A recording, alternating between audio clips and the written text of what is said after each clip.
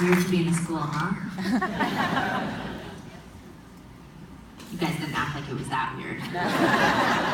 Maybe it's because I've gotten so old, I don't know, but I see the locker. Like, does anyone have the reoccurring anxiety dream and it's something around school and sometimes it's like you can't remember your locker combination?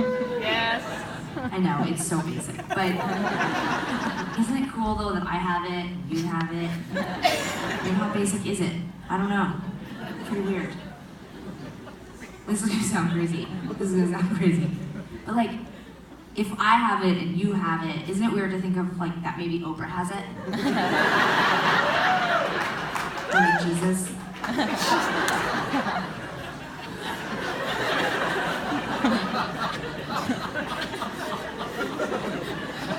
This is like David Beckham. I don't know why I said that. Yeah. Sorry. I have another reoccurring nightmare. It's not really a nightmare. It's more of like an anxiety dream. And it involves a plane crash. Oh, shit. But we never crash and die. Like, it's never like, oh my God, I'm gonna die. Like, I'm always very calm in the dream, and then the pilot always pulls off a miraculous landing, like on a highway, or recently it was on a grassy knoll. Like, you know, just, but then something horrific awaits, you know? Like, it's always, we make it through that, but it's not the end, you know? Does anyone else have that, or just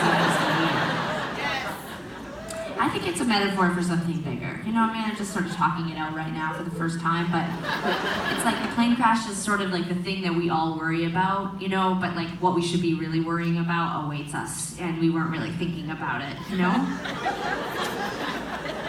Like death, for example. We're afraid of death, but what actually awaits us is just the basicness and boredom of life, you know?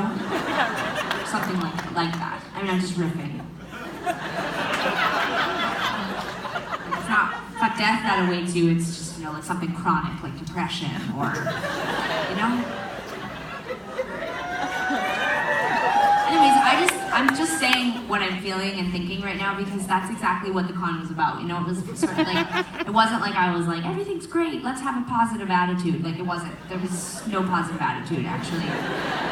And nor was there supposed to be, you know? You look really tense, Tegan. Are you uncomfortable with the things I'm doing, or are you fine? Okay.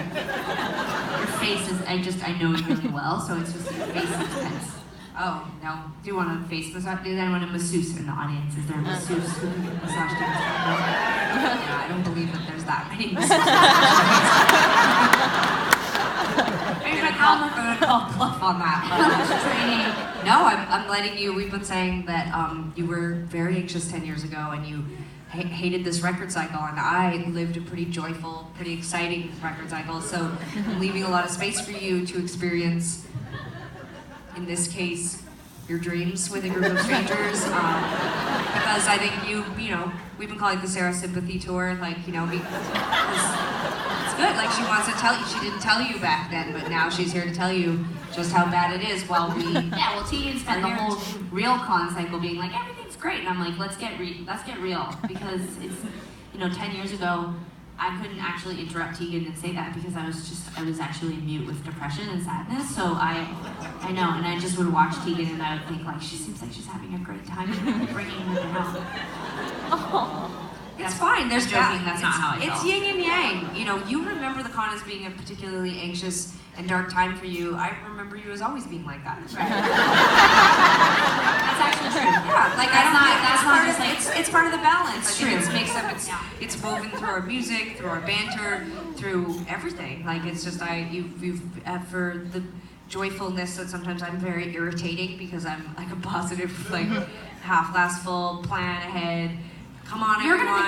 You're gonna think this is a bit. You're the opposite. In fourth grade, Tegan was super into clowns, and she would set up chairs in our living room, and she would put all the stuffed animals, and then eventually she would bring in my mom and my stepdad and me, and she had like a whole outfit. My mom was really into sewing, so she used to make us like those hammer pants, like those drop crotch pants. And Tegan had this whole outfit. She would paint her face, and she would do these whole things. And I was really obsessed with Jeffrey Dahmer. So if that doesn't like a hard line show you exactly what we were dealing with as children, I don't know what. Okay. Here's a song called Back in the Head.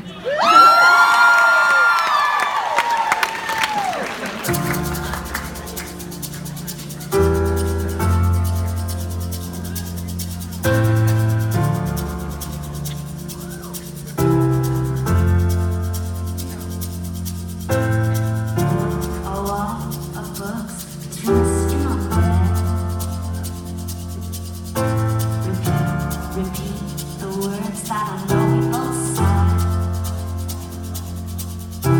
Relax into the knee, we get so comfortable. Remember when I was a stranger like a ball.